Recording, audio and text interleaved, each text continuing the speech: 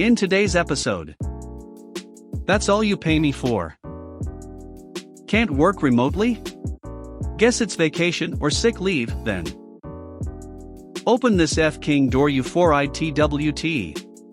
Okie dokie. So let's get started. That's all you pay me for. This is a bit long, sorry. I work for a contractor doing custodial work for a casino. To preface this, I took this job mainly because it did not involve management in any way. I have worked in management most of my career and was just burned out. When I started this job, I was made aware by the recruiter/assistant, who I will call Amy, she's lovely, that a lot of the people that worked at the site only spoke Spanish and that there may be some difficulties with communication from time to time. This wasn't a problem for me as Amy spoke English and was currently managing the contract, because the actual contract manager was on medical leave due to having surgery. I am the kind of person that works very hard mainly because I take pride in my work ethic. As soon as I started, I downloaded Duolingo, an app that is used to teach foreign languages, and began to learn as much Spanish as I could so I could better communicate with my coworkers. I am still learning but know enough to understand my coworkers most of the time. Most of my coworkers are lazy. They are oftentimes on their phones while on the casino floor, huddled in groups, or hiding in the locker rooms to avoid doing the work. I, on the other hand, have regularly gotten compliments from the company we are in a contract with about my work ethic, so much so that the president himself has sent emails to my company to show his gratitude for me hard work, as well as giving me some free merchandise with the company's logo. Here's where the story gets more interesting. We are ridiculously short-staffed.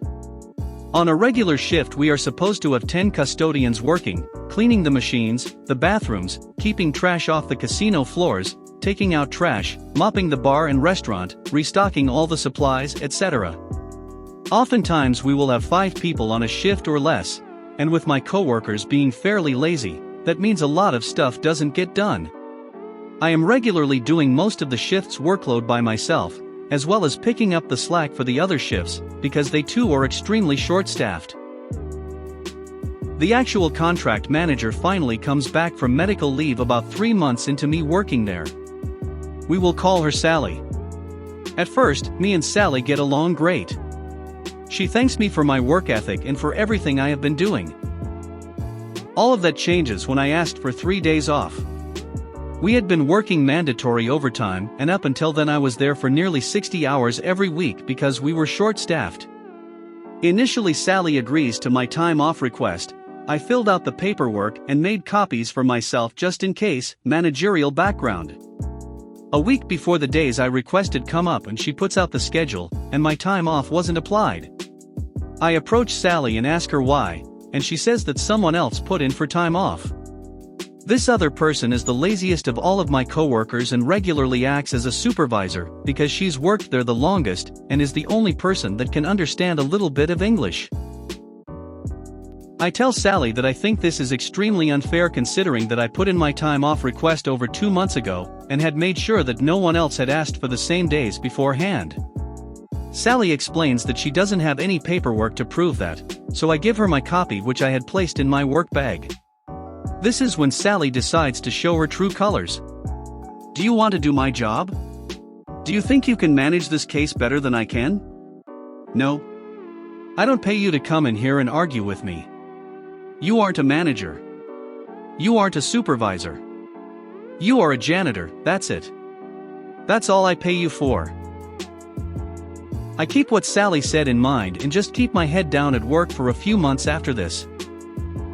At this point of my employment, Sally is getting in trouble by the higher-ups for the lack of employees and retention that is occurring at our site, as well as the company we work for not satisfied with her performance managing everyone. It's not really a secret as we have regional and district management coming in frequently to try and help get people hired and play peacekeepers between Sally and the casino CEO. Finally, we are getting new people hired on thanks to a temp agency that was contracted in to help. A lot of the new hires only speak English, the others only speak Spanish. Other than the lazy coworker who is now on a vacation, 3 weeks, the only person that can speak/understand both English and Spanish is me. The morning the new hires arrive, everyone is gathered in the office, including Sally's boss. They go through orientation, only speaking English, for the new hires and begin to give everyone their assignments. This is when Sally comes up to me. Jacquard, I need you to train the new hires today, and make sure everyone else is doing what they are supposed to be doing. Me, does this mean that I'm being made a supervisor? Sally, who apparently forgot our previous conversation, no, but you're the only one that can speak English and Spanish, and so I need you to make sure everyone's doing what they are scheduled to do. Me, with a blank expression. I'm sorry Sally, but I can't do that. I'm not a manager. I'm not a supervisor, and I'm not a translator. I'm a janitor, that's all you pay me for, remember? Sally at this point is trembling with rage and starts screaming at me about doing what I am told to do and dropping my attitude, etc.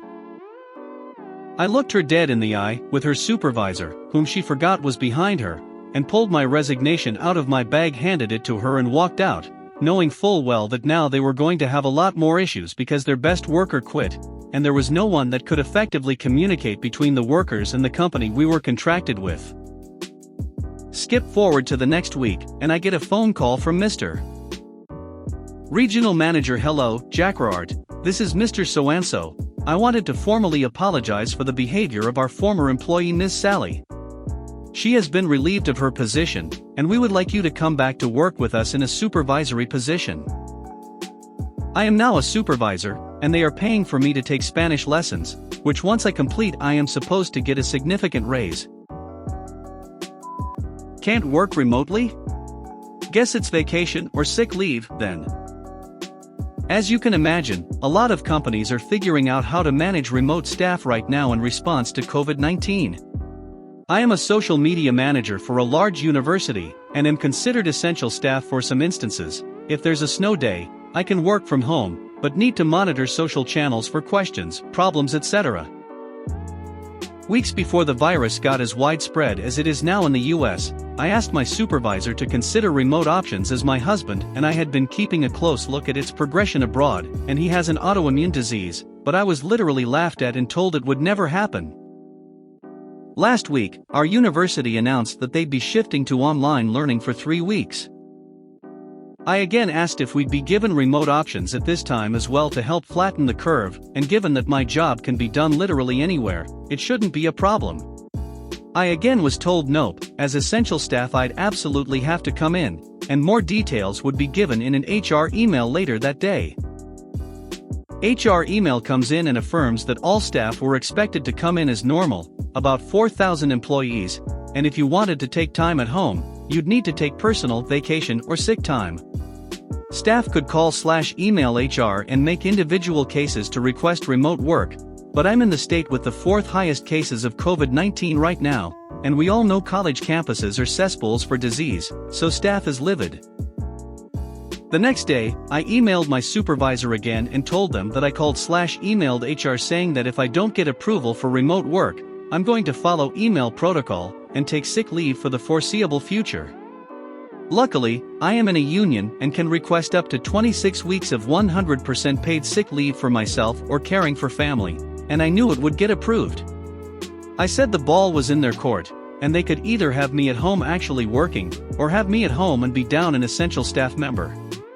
Silence. In the meantime, I got a phone call back from HR from a frantic employee, who said they received literally thousands of emails/phone calls similar to the one I sent, and I could expect an update by end of day. Turned out I was not the only one threatening their bosses with time off. At 5 p.m., we got an email that all staff and classes are remote until further notice.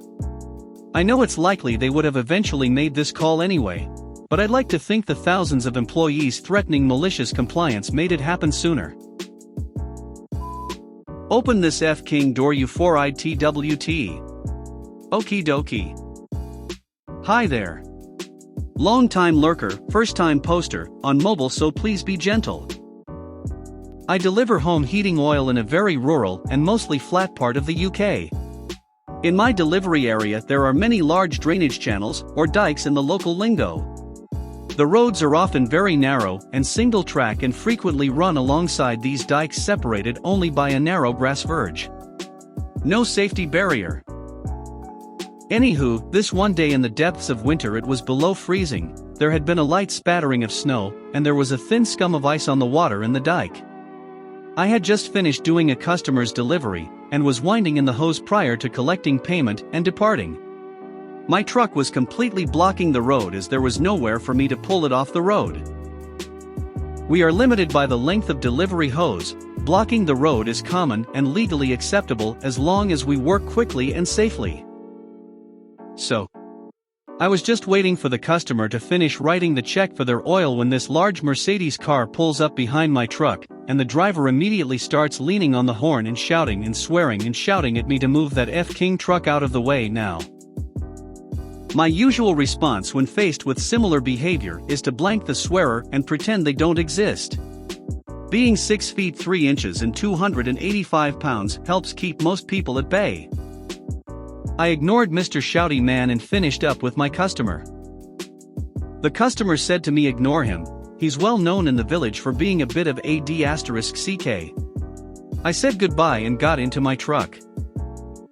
As I was putting away my paperwork prior to driving off, I happened to glance on the driver's side mirror, the same side of the truck as the dike, and saw Mr. Shouty Man storming up the side of the truck with a tire iron in his hand. Oh shit, thinks I, and immediately hit the central locking button, locking myself in the cab. Next thing I know, Mr. Shouty Man has climbed up onto the step, is hanging off the mirror arm with one hand and brandishing the tire iron with the other, all the while shouting, "Open this door, you four-eyed CT." I wear spectacles for driving. Oh, the wit of the man. LOL. Cue malicious compliance. He told me to open the door. So I did, but as I did so I kicked it open. He lost his grip on the mirror arm, and was flung backwards into the dike up to his chest in freezing cold, filthy water. I calmly started my engine and drive off. As I left, I looked in the mirror to see this guy floundering around chest deep in the icy water, dressed in a business suit. I called the customer who had witnessed everything, and happily they said that they would give a statement to whoever needed one, confirming I acted in self-defense. Then I made a fairly difficult call to my boss and told him what had happened, and he said I'll await his call with interest. No bull-locking, nothing. When I got back to the yard that evening, I asked my boss what had happened, and apparently no call of complaint was made that day or ever. That is my story. Please be gentle. If you made it to the end of the video, thanks for watching. Don't forget to like, subscribe and share, and we will see you in the next video.